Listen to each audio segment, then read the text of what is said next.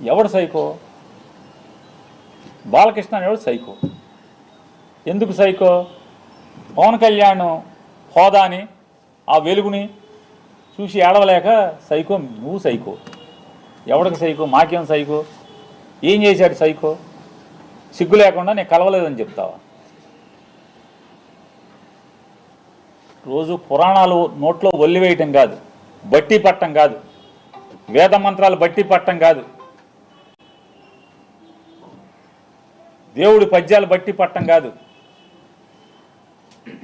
నాలుక మీద పురాణాలు, ఉపనిషత్తులు, వేదాల్లో ఉన్న వాక్యాలు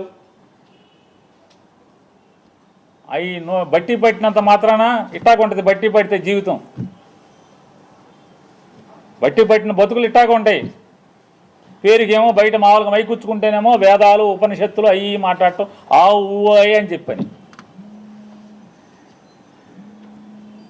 మనిషిని మందేస్తే ఇది మన తంతు.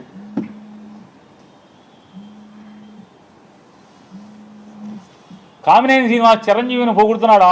ఆకాశానికి చెబుతున్నాడు చిరంజీవిని. చిరంజీవి ముఖ్యమంత్రిని రంకెలేస్తే జగన్ బయటికి పరిగెత్తుకొచ్చాడు అని ఆకాశాన్ని లేపితే ఈయన ఉండబట్టలేకపోయాడు. లేచిపోయి వెంటనే కామినేని శ్రీనివాస్ గారు